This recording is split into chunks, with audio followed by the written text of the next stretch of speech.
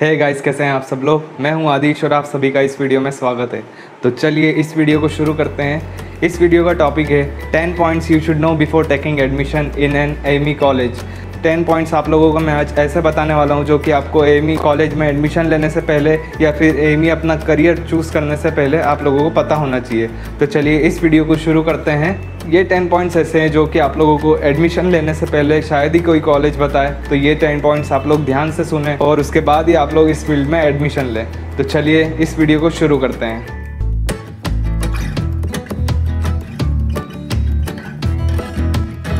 हमारा आज का फर्स्ट पॉइंट है इंटरेस्ट। अगर आप लोगों को इस फील्ड में इंटरेस्ट है, अगर आप लोग इस फील्ड में आना चाहते हैं, अगर आप लोगों को एयरक्राफ्ट से प्यार है तो ही आप इस फील्ड में आएँ।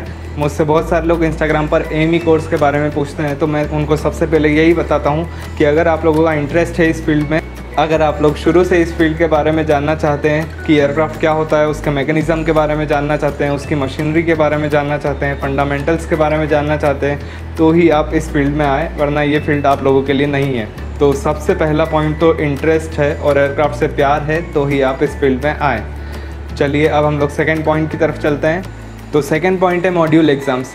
मॉड्यूल एग्ज़ाम्स DGCA कंडक्ट करवाता है, जो कि कंपलसरी होती है और जो कि आगे बढ़ने के लिए मीन्स अगर आपको लाइसेंस्ड इंजीनियर बनना है, एक एयरक्राफ्ट मेंटेनेंस इंजीनियर कहलाना है, तो ये मॉड्यूल्स आपको क्लियर करना पड़ेंगे।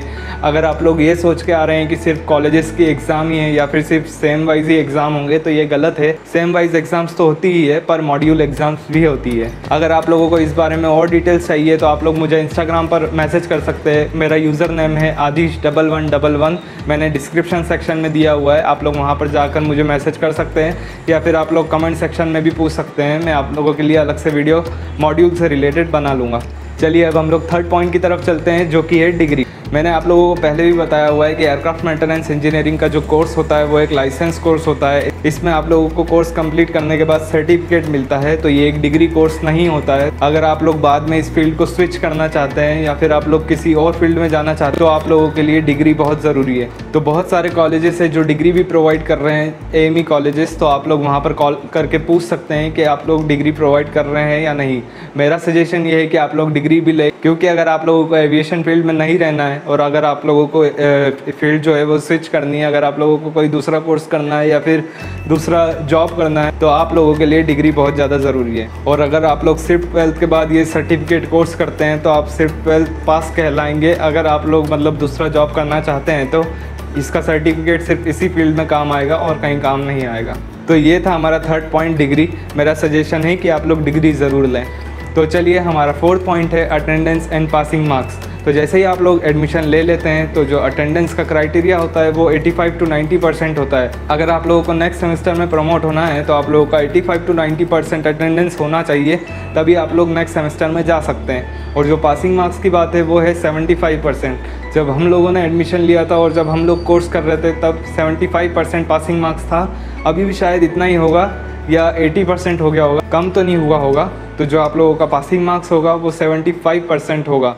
अगर आप लोग दूसरी इंजीनियरिंग करते हैं, जैसे सिविल हो गया, ऑटोमोबाइल हो गया, या दूसरी कोई भी इंजीनियरिंग करते हैं, तो उसमें 30 to 35% जो होता है वो पासिंग मार्क्स होता है। पर एयरक्राफ्ट मेंटेनेंस इंजीनियरिंग में 75% to 80% पासिंग मार्क्स होता है।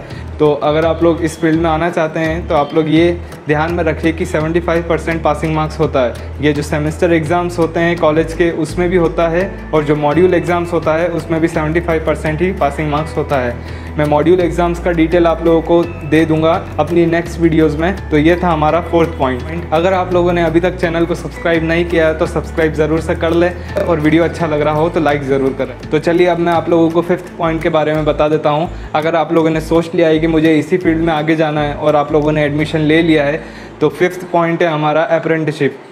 अप्रेंटिसशिप जब होगी जब आप लोगों ने कोर्स कंप्लीट कर लिया है। तो कोर्स कंप्लीट करने के बाद आप कहीं पर ट्रेनिंग लेंगे 6 महीने की या 1 साल की, तो वो जो ट्रेनिंग होगी वो आप लोगों की अनपेड होगी। मुझे अभी तक ऐसा नहीं लगता है कि कोई भी एयरलाइन अप्रेंटिसशिप पेड करवा रही हो। तो आप लोग ये दिमाग में रखें कि अप्रेंटिसशिप जो भी होगी, आप लोगों की ट्रेनिंग जो भी होगी कोर्स के बाद 6 महीने या 1 साल की, वो आप लोगों की अनपेड होगी। तो अगर आप लोग अनपेड काम कर सकते हैं 1 साल या 6 महीने, तो आप लोग इस फील्ड में आएँ। ये था हमारा फिफ्थ पॉइंट। ये जो मैंने अनपेड वाला अप्रेंटिसशिप प्रोग्राम बताया ये सिर्फ इंजीनियरिंग डिपार्टमेंट के लिए है। अगर आप लोग कोई और डिपार्टमेंट ज्वाइन करते हैं तो उसमें आप लोगों को शायद पे करा जा सकता है। अब हम लोग चलते हैं 6 पॉइंट की तरफ।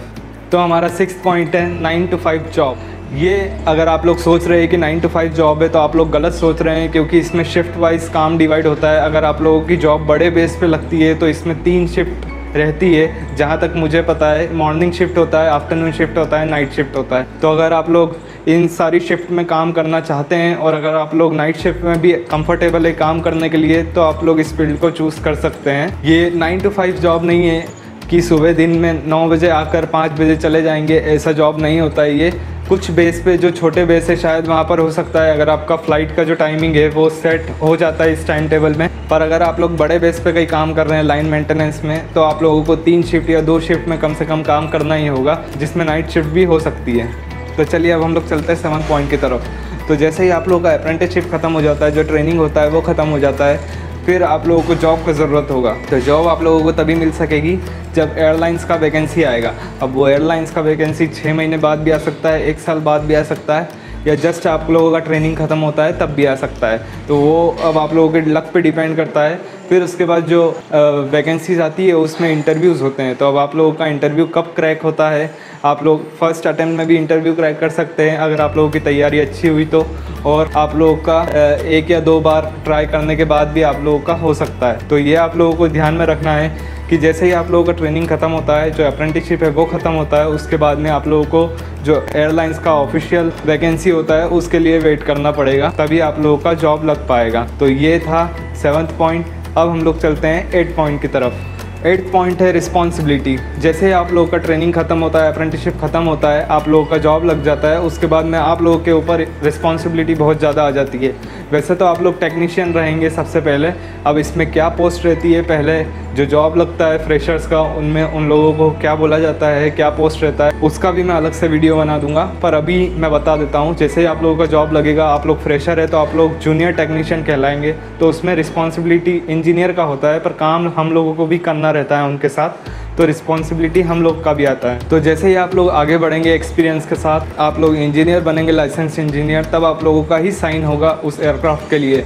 तो आप लोगों पे जिम्मेदारी बहुत ज़्यादा बढ़ जाएगी, जो रिस्पॉन्सिबिलिटी है वो बहुत ज़्यादा बढ़ जाएगी 100+ पैसेंजर्स के लिए। तो जो 8th पॉइंट था रिस्पॉन्सिबिलिटी, वो यही था। अगर आप लोग रिस्पॉन्सिबिलिटी लेना चाहते हैं इतने सारे पैसेंजर्स का तो ही इस फील्ड में आएँ। तो चलिए अब हम लोग चलते हैं 9th पॉइंट की तरफ, जो कि है work in every season. Means आप लोगों को हर सीज़न में काम करना होगा। अगर वो रेनी सीज़न है तो भी काम करना पड़ेगा, समर सीज़न है तो भी काम करना पड़ेगा, या विंटर सीज़न है तो भी काम करना पड़ेगा। आप लोग अगर लाइन मेंटेनेंस में हैं तो आप लोगों को एयरक्राफ्ट के पास ही काम करना पड़ेगा, क्योंकि ये कोई ऑफिस जॉब तो है नहीं कि आप ऑफिस में बैठकर काम करेंगे। आप लोगों को एयरक्राफ्ट के पास में रहकर उसका मेंटेनेंस करना पड़ेगा, चाहे कोई भी सीज़न चल रहा हो। तो यही था हमारा 9th पॉइंट। चलते हैं अब हम लोग 10th पॉइंट की तरफ। तो चलिए 10th पॉइंट है study through out your life. आप लोगों को पूरा लाइफ पढ़ना पड़ेगा।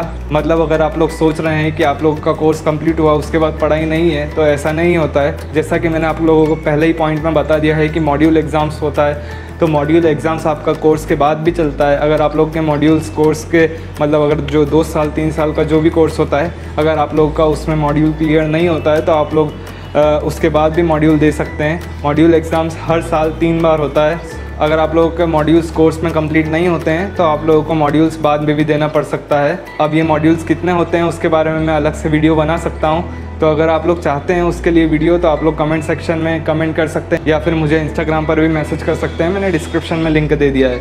तो चलिए यही थी आज की वीडियो। आई होप आप लोगों को ये वीडियो पसंद आया होगा। अगर आप लोगों को ये वीडियो पसंद आया है तो लाइक ज़रूर करें और चैनल को सब्सक्राइब ज़रूर करें। मैं आप लोगों से नेक्स्ट वीडियो में मिलूँगा, तब तक के लिए बाय।